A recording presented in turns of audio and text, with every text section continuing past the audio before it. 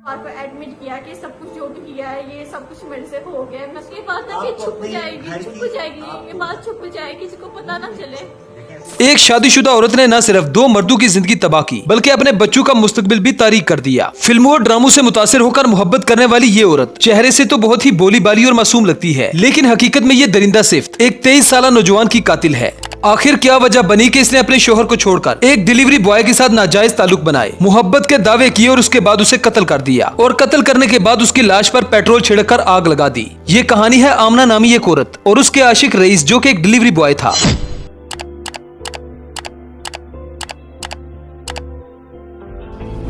दरअसल ये खातून online shopping करती थी। एक दिन जब इसने कोई चीज ऑनलाइन ऑर्डर की तो वो डिलीवरी रईस नामी लड़का लेकर इनके घर आता है। रईस शक्लो सूरत से काफी खूबसूरत था। डिलीवरी वसूल करते वक्त आमना ने उसे दिल दे दिया और फोन पर बात करने को कहा। नंबर एक्सचेंज होने के बाद ये सारी कहानी शुरू होती है। आजकल तो नंबर एक्सचेंज का एक ट्रेंड सा चल पड़ा है। जरा सोचिए कि अगर एक लड़की खुद ही आपको नंबर दे दे तो 90% लड़के उससे जरूर बात करना चाहेंगे। अजाब ये है कि हमारे मुआशरे में लड़कों और लड़कियों के सर इश्क का ऐसा भूत सवार हो चुका है कि वो इस मजाजी इश्क के लिए किसी भी हद तक चले जाते हैं। रात को घंटू घंटू दोनों बातें करने लगे। इश्क माशूकी का ये सिलसिला काफी दिनों तक चलता रहा। फिर बात मुलाकातों तक पहुंच आई। रईस आमना के बेडरूम तक पहुंच चुका था। आमना ने रईस के साथ नाजायज ताल्लुक भी इस्तवार किए और ये सिलसिला काफी अरसे तक चलता रहा। अब ये बात तो यकीनी है कि लड़की ने अगर लड़के को अपने बेडरूम में बुलाया है तो वो वहाँ पर बैठकर ताश तो हरगिज नहीं खेलेंगे या फिर मुल्की सूरत हाल पर तबादला ख्याल भी करने से रहे। इसके बाद नंगी वीडियोस और तस्वीरों का सिलसिला शुरू हुआ। आमना अपनी नंगी तस्वीरें और वीडियोस बिला झिझक रईस को सेंड किया करती थी। ये इश्क माशूकी 7 महीने तक चलती रही। रईस ने अपने एक दोस्त के साथ ये सारी कहानी शेयर कर रखी थी। सर आपने उसका हुलिया देखा है?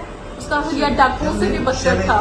उसका हुलिया उसके बाद डाकुओं से भी बदतर था। रूटीन के मुताबिक रईस एक दिन आमना से मिलने जाता है। उस वक्त आमना का शोहर घर में नहीं होता। कमरे में जब दोनों इंटीमेट हुए तो आमना के ससुर को आमना पर शक हो जाता है।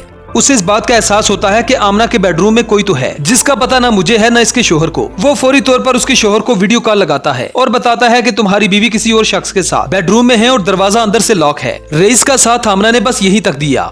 इस वाक़े के बाद कहानी में ट्विस्ट आता है और आमना अपना पैंतरा बदल लेती है। फौरी तौर पर आमना रईस को बालकनी में छुपाने की कोशिश करती है और उसे उसका मोबाइल भी उठाने नहीं देती। हड़बड़ाहट में रईस बालकनी से छलांग लगाकर घर आ जाता है। पे हाथ लगाया। उसके बाद जब मैं चीखती आपकी ससुर को बताया? को बताया क्या? ये बहुत ज्यादा डर गया, बहुत ही ज्यादा डर गया और वो भाग गया उधर को टेरेस वाली साइड पे और उसने ऊपर से मुझे छलांग लगा ली। ये सीन मैंने नहीं देखा।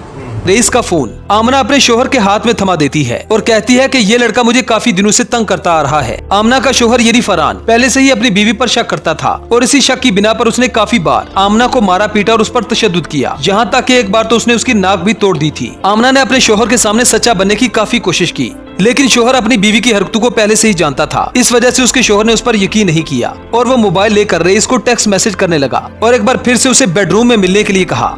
दूसरी तरफ आमना ने रईस को कॉल की और कहा कि मैं अपनी माँ के घर जा रही हूँ, तुम अपना फोन मुझसे वहाँ पर ले लेना। आमना के खामद ने आमना बनकर रईस को अपने बेडरूम में आने के लिए मजबूर कर दिया और रईस को यकीन दिलाया कि यहाँ पर सब कुछ ठीक है, हम पहले की तरह एक बार फिर से एंजॉयमेंट करेंगे जिसके बारे में किसी को पता नहीं चलेगा। यहाँ पर मैंने सब कुछ संभाल लिया है।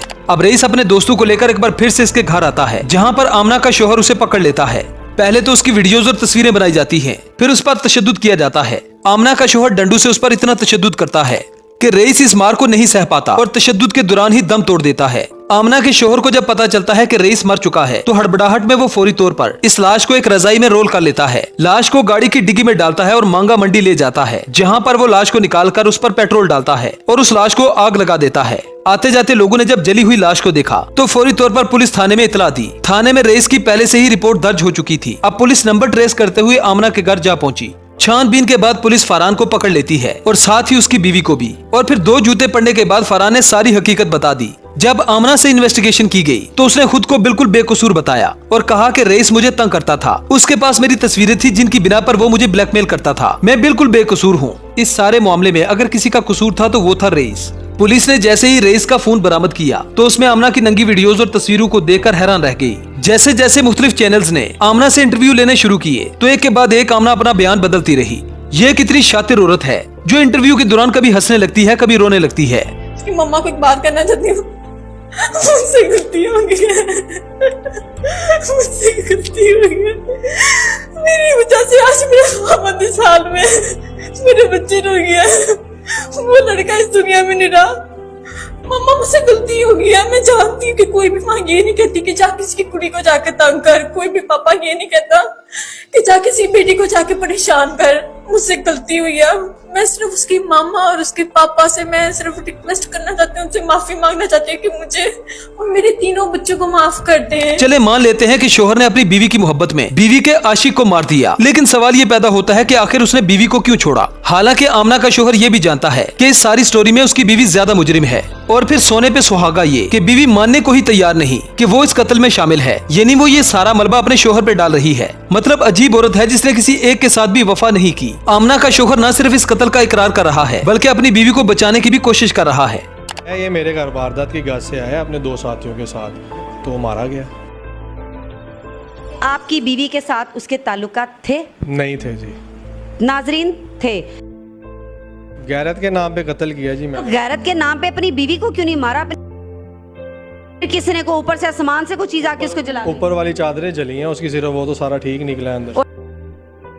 के ऊपर जो चादर थी वो जली हुई थी। पेट्रोल सिर्फ चादर, 2 घूंट पेट्रोल था, उन्होंने सिर्फ चादर ही जलाई है। हाँ, बात खत्म हो? खत्म? अभी खत्म नहीं, अभी तो शुरू हुई है। कर लें। अच्छा, अब इस जालिमाना कत्ल में जब फरहान रईस पर तशद्दुद कर रहा था तो वो ये सब ऑन कैमरा कर रहा था, जिसमें उसने पहले रईस को ये कहा कि वीडियो में तुम ये बोलोगे कि तुम हमारे घर चोरी करने आए थे, हमारे घर से तुमने लाखों रुपए चोरी किए हैं और चोरी करने के बाद अब तुम भाग रहे थे, जिसके बाद हमने तुम्हें पकड़ लिया। लेकिन रईस ने वीडियो में ऐसा कुछ भी नहीं कहा। पुलिस ने जब फरहान का फोन चेक किया तो उसमें वो सारी की सारी वीडियोस मौजूद थी, जिसमें ये वाज़ेह हो गया कि फरहान ने ही रईस का कत्ल किया है और उसके कत्ल की असल वजह थी उसकी बीवी, जिसके साथ रईस के नाजायज ताल्लुक थे। और आखिर में फरहान ने कहा कि मैंने गैरत के नाम पर कत्ल किया है। असल में सारे मामले के पीछे जो जड़ है वो है इंडियन और पाकिस्तानी ड्रामास, जिनमें इस तरह के सीन दिखाए जाते हैं। बहू ससुर के नाजायज ताल्लुक, देवर भाभी के ताल्लुक, बाप बेटी के ताल्लुक, ये सारी चीजें हमारी नौजवान नस्ल पर असर डालती हैं। और फिर रईस जैसे नए नवेले आशिक अपनी जान से हाथ धो बैठते हैं। अरे कोई खुदा का खौफ करती, मैं कैसे भागने की कोशिश करती? मैं कोई फास्ट एंड फ्यूरियस हूँ।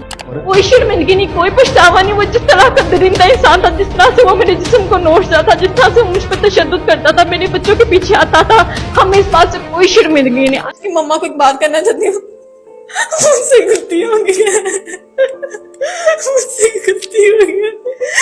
मेरी वजह से आज मेरे खामद इस हाल में, मेरे बच्चे रो गया, वो लड़का इस दुनिया में नहीं रहा। मम्मा मुझसे गलती हो गई है, मैं जानती हूँ कि कोई भी माँ ये नहीं कहती कि जा किसी की कुड़ी को जाके तंग कर, कोई भी पापा ये नहीं कहता कि जा किसी बेटी को जाके परेशान कर। मुझसे गलती हुई है, मैं सिर्फ उसकी मामा और उसके पापा से मैं सिर्फ रिक्वेस्ट करना चाहती हूँ, उनसे माफी मांगना चाहती हूँ। हमारी काविश को अप्रिशिएट जरूर कीजिएगा, और अगर आप ऐसी ही स्टोरीज देखना चाहते हैं तो चैनल को सब्सक्राइब करना ना भूलें। मिलते हैं नेक्स्ट वीडियो में। Good bye.